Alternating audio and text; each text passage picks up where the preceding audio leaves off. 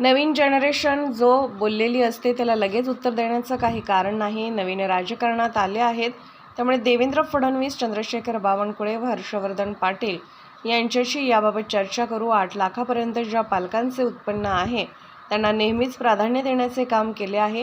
पुरोगामी विचारांचा हा महाराष्ट्र आहे. आदिवासी व मागासवर्गीयांच्या मुलामुलींना मोफत शिक्षण असते. समाजामध्ये असा देखील एक घटक असतो की त्या घटकामधील मुलींना आर्थिक परिस्थितीमुळे हवे तसे शिक्षण घेता येत नाही. ज्या मुलींच्या पालकांचे आर्थिक उत्पन्न 8 लाखाच्या आत आहे त्या मुलींना उच्च शिक्षण मोफत देण्याचा निर्णय घेतला आहे. 8 लाखापर्यंत ज्या आईवडिलांचं उत्पन्न आहे आपल्या महाराष्ट्रामध्ये मुलींना नेहमीच प्राधान्य देण्याचा प्रयत्न केला आहे. कारण पुरोगामी विचाराचा हा महाराष्ट्र आहे. शाहू फुले आंबेडकरांच्या विचारांनी चालणारा हा महाराष्ट्र आहे.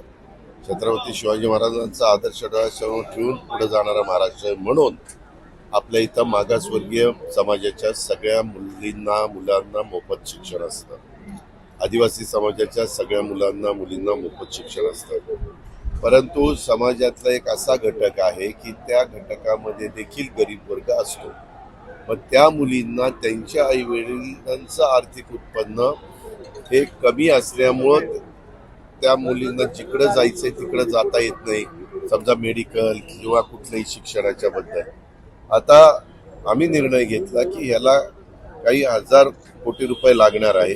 हे जरी लागले तरी चालतील, पण त्या मुलीला असं वाटता कामा नये की माझ्या आईवडिलांची आर्थिक परिस्थिती ही कमकुवत आहे म्हणून मला चांगलं शिक्षण घेता येत नाही. त्याच्याकरता त्याही घटकाला 8 लाखापर्यंत, 8 लाखाच्या वर असेल तर आई वडील त्यांचा खर्च करतीलच, पण 8 लाखाच्या आत जी मर्यादा घातलेली आहे पण त्याच्यात आम्ही तो देण्याचा निर्णय घेतलेला आहे. हर्षवर्धन पाटलांची कन्या अंकिता पाटील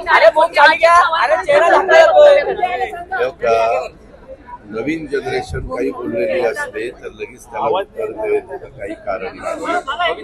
तरुण आहेत, नवीन राजकारणात आलेले, त्याच्या संदर्भामध्ये देवेंद्र फडणवीस, चंद्रशेखर बावनकुळे, हर्षवर्धन पाटील यांच्याशी आम्ही चर्चा करू. बारामतीमध्ये कलगी तुरा रंगलाय असं वाटत नाही का पाटील आणि पवार? अजिबात वाटत नाही.